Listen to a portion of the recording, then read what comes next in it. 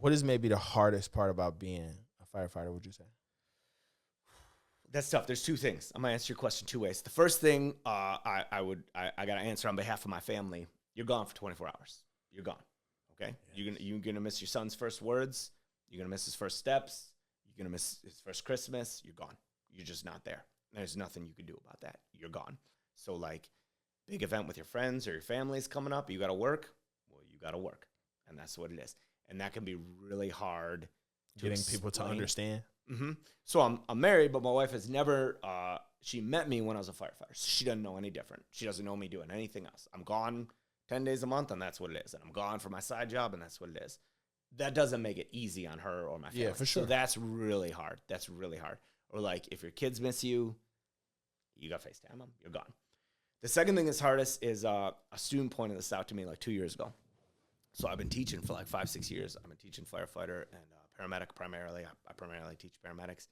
And the student asked me, he was at the fire academy, and he was like, how long did you do your job before you were super confident doing your job? Mm-hmm. And I was like, that's a really good question. Yeah, it's a good question. That's what I said. I said, you know what?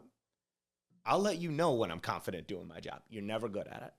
That's the thing about it. You might get good at one part of it, but there's always something you're lacking in, something you didn't train on enough, something you didn't do enough, and that's what's going to come up on your next fire.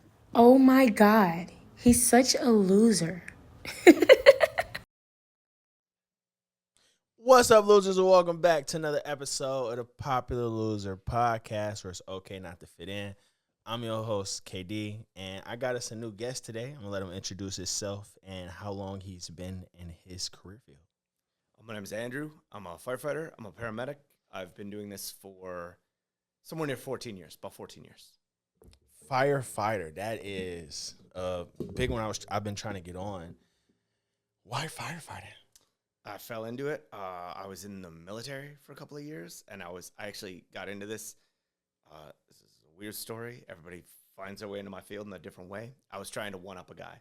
So my medic in the military, I followed him around. I tried to be just like him, and that turned me into, like, trying to be better than him. I want to one-up this guy. I want to be better than him. Always competitive at that point. Oh, it was competitive. It was very, very, very competitive. And so I wanted to be better than him, and so I got really into, like, the medical side, the EMS side.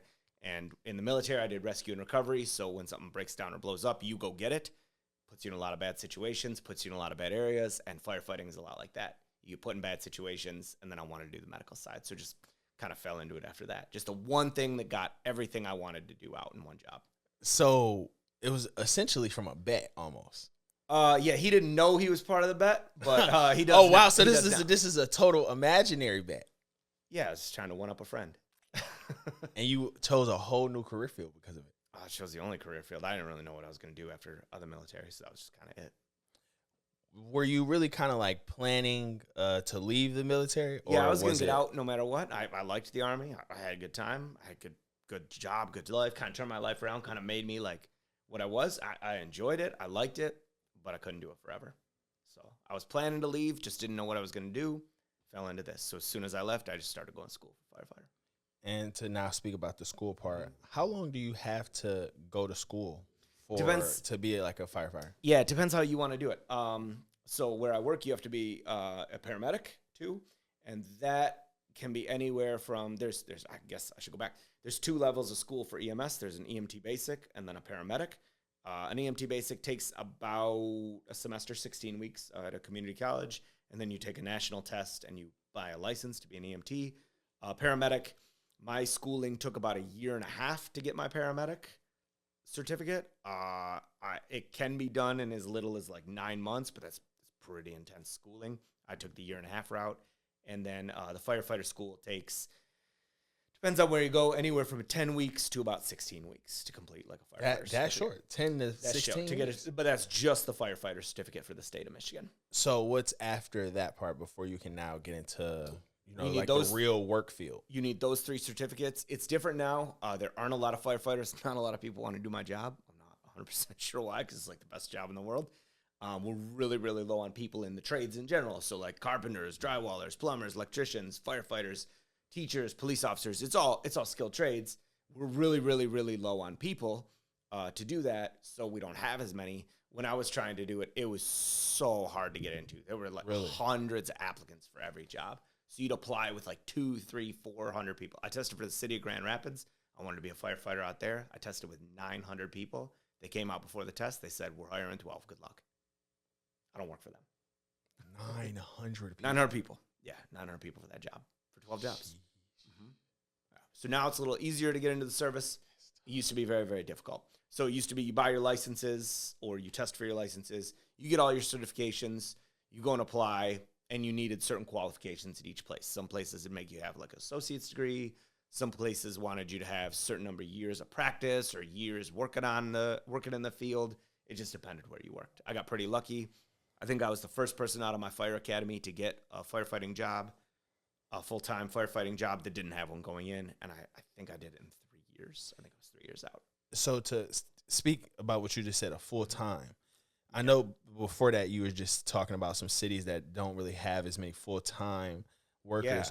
Why is that? So like, like a smaller in today's community or like a rural community, they're going to have a couple different things. They're either going to have volunteer, which means you're not paid or anything. You're just firefighter. They're going to call you when there's a fire or an emergency.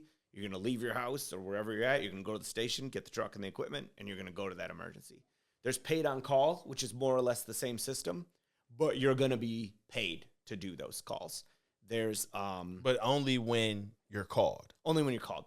There's part-time departments where like you'd go for 8 hours a day or something. There's combination departments that combine any number of these things. And then there's full-time. Some places call them union departments, full-time, all the time. Nothing but full-time firefighters, nothing but career firefighters. We generally call that like career firefighter. How many hours do y'all typically work a week? That's a good question. We end up averaging 56 hours a week. It's called a Kelly schedule. So you do like, basically it's the hardest thing ever describes my schedule. It's a 9-day work week. So I work a day on, day off, day on, day off, day on, 4 days off. So it's 9 days. I work 3. So 3 out of every 9 days I'm working. It comes out to like 10 or 11 days a month when you do the math. You said 56 hours a It week? ends up being average 56 hours a week is what you get paid for. So what y'all do, like 12-hour shifts? 24s. Start at 8 a.m. I end at 8 a.m. So I'm going into work tomorrow morning. I'm going to leave here. I'm going to go home and go to bed. I'm going to wake up. I'm going to get my coffee, say goodbye to my kid. I'm going to drive to the firehouse, and I'm there for 24 hours. I don't get off till Saturday morning, 8 a.m. It's a 24-hour shift, 10 of those a month, roughly. You get used to it. You get used to it quickly. Really? Yeah. And a lot of people like it because it's only 10 days a month. That means 20 days a month, you could do whatever you want. Some guys work other jobs. Some guys coach their kids' baseball team. Some guys do nothing. What is like a really typical thing for firefighters, like, you know, something else that they would do? Like a side job? Yeah. A lot of trades. Or maybe not even technically a job per se, but like a side thing that you see a lot of firefighters do. Most firefighters have a side job. Almost all have a side job. So it's a couple of different things. A lot of tradesmen, electricians, carpenters, drywallers, handymen, Make a lot HVAC of guys. sense. A lot of Make a lot of that. sense. Yeah, they were tradesmen before they were firefighters, or they're tradesmen. They went to school afterwards. Myself personally, I teach at a community college. I teach firefighter and paramedic and a couple other things. That's my side job. Some firefighters pick up overtime shifts, and that's their side job. They just work a lot more at the firehouse. They pick up overtime, get paid a little better. But that's finicky because that might not be available all the time. That's only going to be available when you're short shifts. So that's really common. Some of our younger guys, especially at my house, they don't really have side jobs. They're buying new houses. They're working on houses. They're hanging out with their family and friends. They're just enjoying being young people in the fire service and only having to work 10 days a month. So Only That's 10 really common. days a month. 10, 24s a month. Yeah, roughly that. Do a lot of people, when you see people come in now, do you see people struggle with that initially? Like starting out that schedule. Yeah. I think they get used to that quicker than they get used to like a 40-hour schedule. Really? And it can be tough. So, some days you're going to be up all night. You're going to be up all night. You're not going to sleep for a 24-hour period. When I was younger, that was a lot easier. I started firefighting when I was 27. So I could be up all night and then go home and I just nap it off. And now that I'm a little older, I got side work, I got a kid, a little harder for me to recover from those days. Being a firefighter, what is maybe one of the scariest stories that you have? You don't have to obviously say like the department or anything like that. No, I would say that's tough to say. A lot of the dangers of it. So like it is scary to go into like a house fire. That's a very scary situation. But you're really well trained for that, and you're really like geared up for that. So, but I've almost been killed 4 or 5 times on car accidents, like getting hit by a car because people aren't paying attention or they're staring at the wreck and they'll hit you. That's like really scary stuff. You know, you're on the community I work for is a lot of 50-mile-an-hour highway. You're standing out there with nothing to protect you, trying to get a job done. I've almost hit a couple times. Sometimes people get violent. It's not too common, but sometimes people want to take out their violence on paramedics. That's pretty rare, but it does happen. I don't know if I have like a specific scary story. I think maybe like one of the times that you maybe have said like you almost have passed away. Any time like maybe you've been in a burning house that like maybe you feel like you thought you weren't going to get out, or it was too many people that was inside that you had to go and collect. So I guess super recently I got promoted to like a fire lieutenant's job. And congratulations, by the way. Thank you. Where I'm leading fire crews now. And I think the most scared I've ever been was my first fire as a lieutenant, because I had a bunch of people coming into this house, a bunch of firefighters coming into this house, and I didn't know who was in, how many people, and I'm responsible for them all getting in, getting out, and getting a job done. And the full scope of the event is not really obvious to you when you're inside something. So they call it a mobile command or a fast acting command or fast attack command. That's when you're in command of the scene, but you're also inside doing a job. So I think that was the most scared I've ever been. And it wasn't like a big fire or a scary fire. It was just like, you don't know. Could the floor collapse? Could the roof come down? You don't know how advanced this is. And I got an unknown number of people in here. And I know every one of them. I know their families. I know their children. I know their friends. I know every one of them personally. So that's probably the most scared I've ever been, was like just trying to manage that level of people. When you're a firefighter, obviously you need a really successful team and a trustworthy team with you.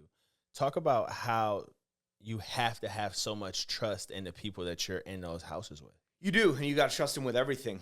You got to trust them with like everything. So that starts around the station. You know, we live together. We live together, and no matter what anybody tells you about firefighting, no matter how busy or how dangerous or how cool or how hardcore it is, we live together most of the time. You know, in a 24-hour shift, we might take 10, 12, 15 calls. Not that many fires come in anymore. But most of the time, we're around the station together. We make dinner together. We work out together. We train together. We hang out. We're there all day. We watch movies. We watch TV together. So a lot of the trust starts there. You gotta learn to live with these people, and you gotta learn to get along with them, because you're gonna live with them, and you don't have a choice. It's not like home where if you're stressed out or you're upset, you could go for a drive or whatever. You're stuck in the station with these guys until a call comes. I found that mostly the way you build trust is by showing them you're trustworthy. You're good at your job. You're gonna take this super serious. You're gonna work way hard. You're gonna be well trained.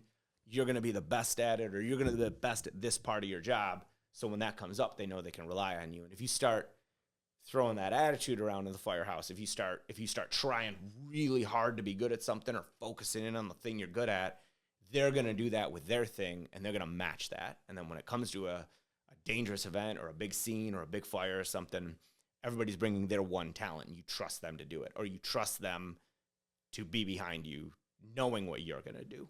Have you ever been in a situation where you maybe didn't trust everyone with you? Oh yeah, a couple. It happens somewhere. Sometimes you're working with a crew. Sometimes not bad guys either. Sometimes it's just fine guys and they're really good at their job, but you're on overtime or we trade shifts. Like I'll work for you, you work for me kind of thing, so we could get a day off. And sometimes you're going to work with a crew. You don't know any of them. You never worked with them a day. You know, you might know them from around the stations or their meetings or whatever, trainings, but you never worked with them. You don't know what they could do. You don't know what they're capable of. They don't know what you're capable of. Big call comes in, everybody's kind of on their own. So, yeah, I've been in a couple situations where maybe it wasn't that I didn't trust them so much as like I didn't know what I had with me, or they didn't know what I was going to do or how I was going to react to a situation. So that can be a little stressful. Going back to like firefighter school, at what point do you get into the point of how am I trying to say this? When you're getting to the simulation of doing house fires and stuff like that. We do live fire training at most colleges. You're under live fire conditions. you train So up for that. how exactly do y'all do like a live fire? It's a couple different ways. There's different things that can burn. I'm not trying to insult anybody's intelligence. Mm-hmm. There's different materials that burn. Initially, we start with like propane fires. We have like it's more or less a giant barbecue. It's a big propane fire. Propane burns really hot, but we can control that fire. If it gets dangerous, we just turn it off. So we teach them to put out that fire. And more or less, the fire academies are about not being scared of that reaction, not being scared of those noises, not being scared of the equipment, not being scared when you feel that heat on you. How big is that part when people are first coming in? I feel like that has to take like a big shock value. Honestly, the thing that I find scares most like new students or new recruits or even new firemen, there's two things major. One is it's really hard to teach people to put the mask on. It's like hard. Like I think that stresses people out a lot is to put that mask on, tighten it down, and trust that it's got air in it for you to breathe. And two is ladders. People are scared of ladders. Going up high. Yeah. And I'm going to be honest with you. If I got to climb a ladder, I got to put up a ladder for my job. If we're going to do ladders this day, I'm going to do it.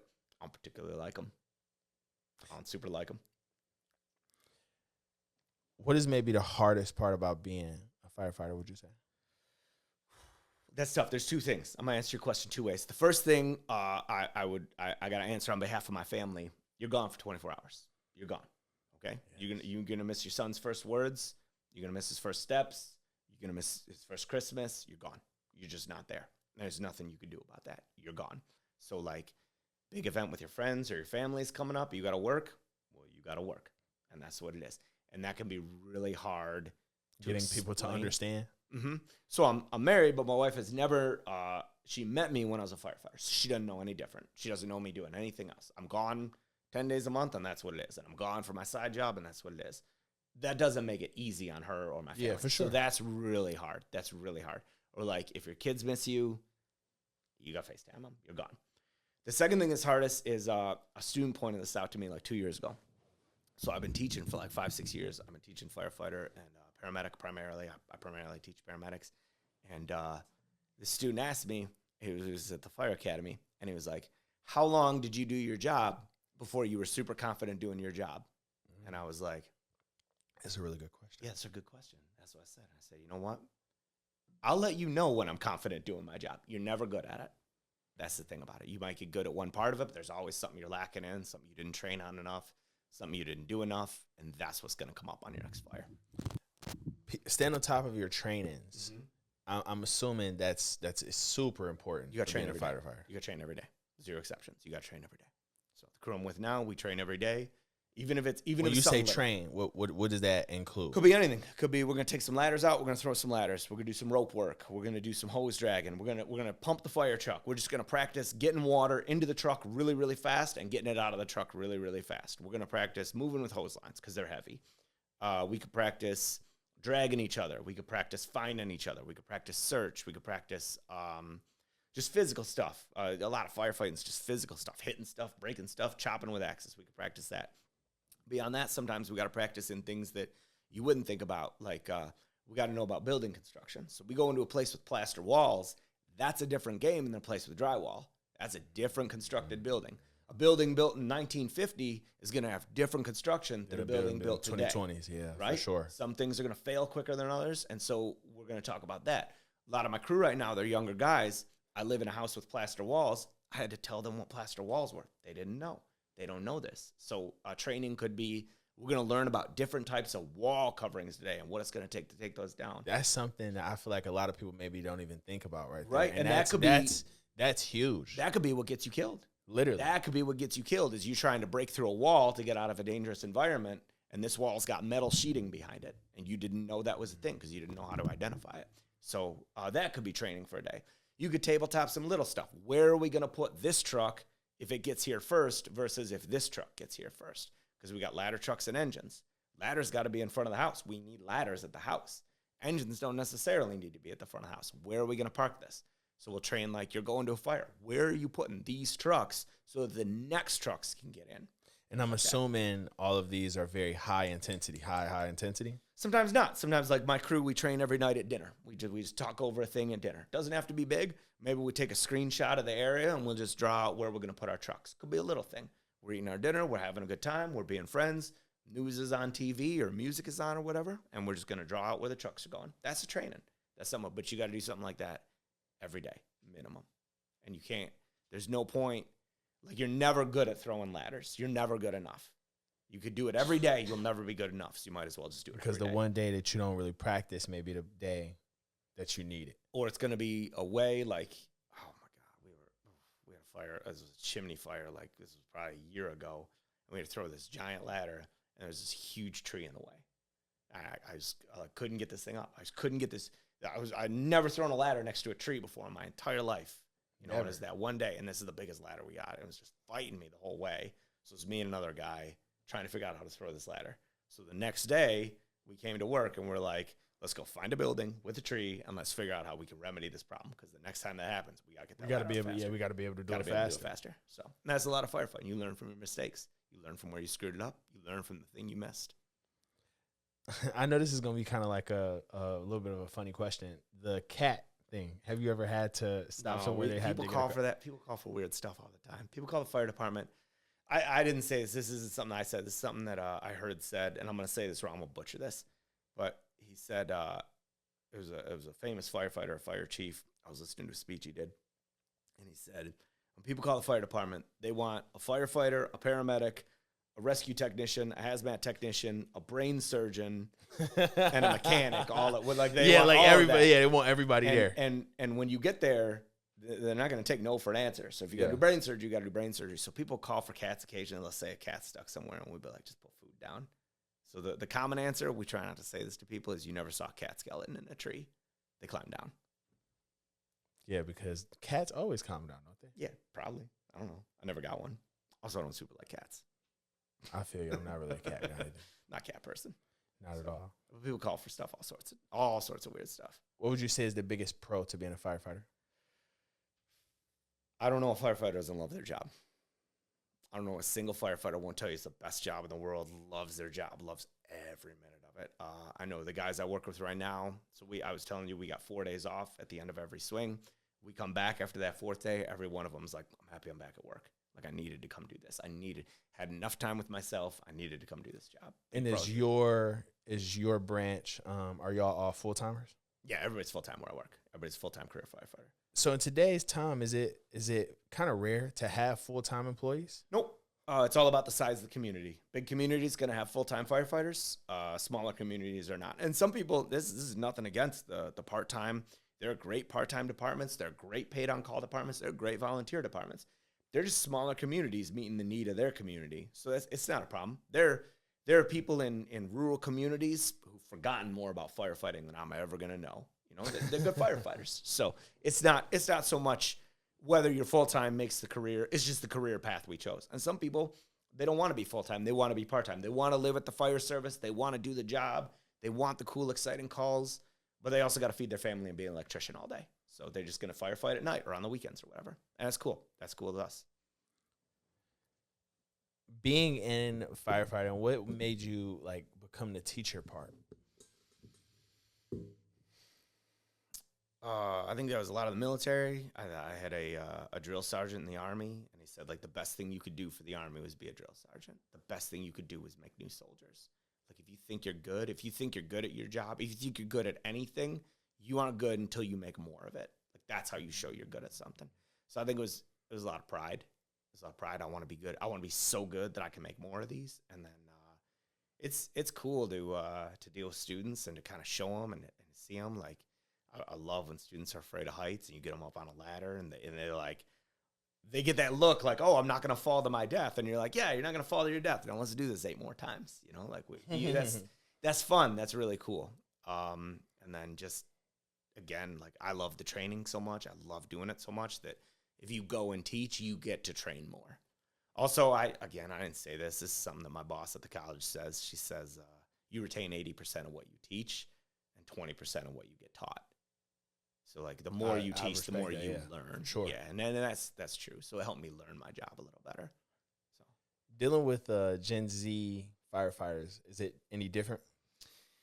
Yeah, it's different. It's not in a bad way, though. So it's okay if you say it's in a bad way. I'm Gen Z, so I understand. No, that's cool. And I got to be honest with you. So, I was young once, too. I'm 40 now. and I was super young. And right before I went in the military, everybody, when I was 17, 18, 19, everybody was talking bad about my generation, the millennials. We were the worst, man. We were privileged and entitled. We were going to ruin the world.